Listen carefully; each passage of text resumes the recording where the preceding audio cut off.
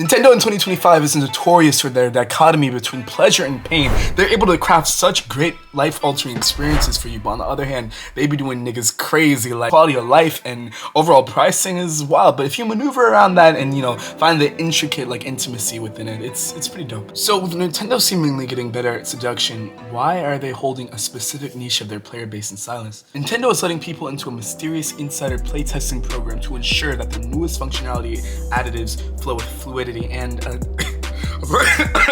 it's minimal additions. It's on some actual Squid Game shit, bro. If they catch you moving crazy, you're done. And I mean that in a very literal sense. They've literally canceled over bloodlines, over some legality issues and technicalities over people leaking.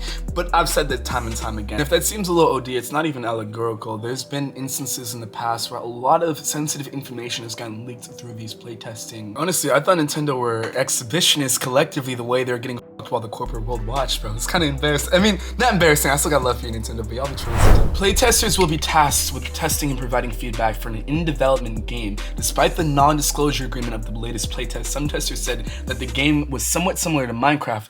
Don't even.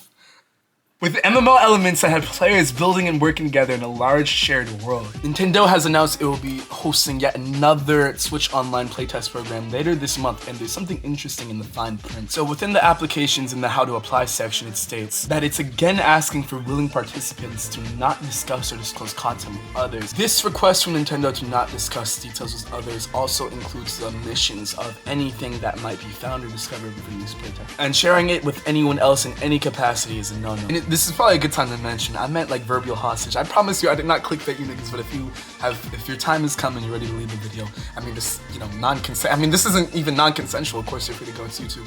Have a good one though.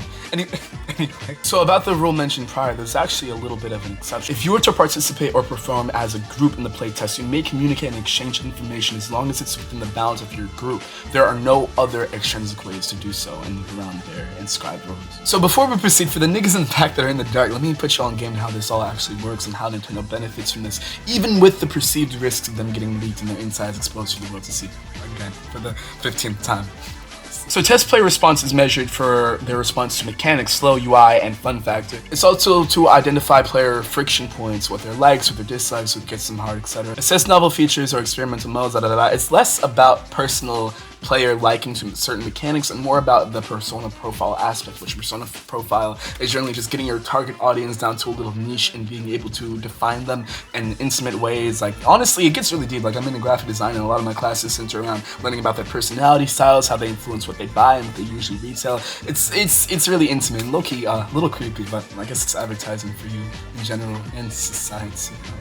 But as what I've been saying essentially surmises, its whole process of getting all these players in-depth responses a little more intricate and depthful than you may realize. They're looking for specific player archetypes, so it does give them a lot of good insight into how we think as people. Speaking of players, they are allowing up to as many as 40,000 participants worldwide in this iteration. And last year, they didn't disable certain features like screenshots or player recording, so it's like I think low-key at a certain point they're kind of asking for like the spectacle aspect. That's just me, I don't know, but that's pretty much all the nutritional value for this video.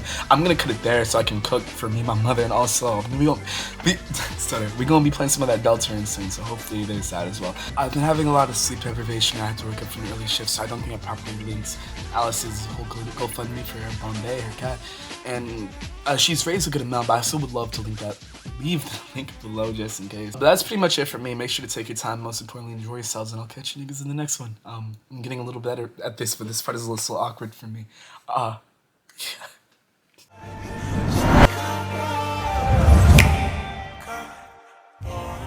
JoyConBoyz.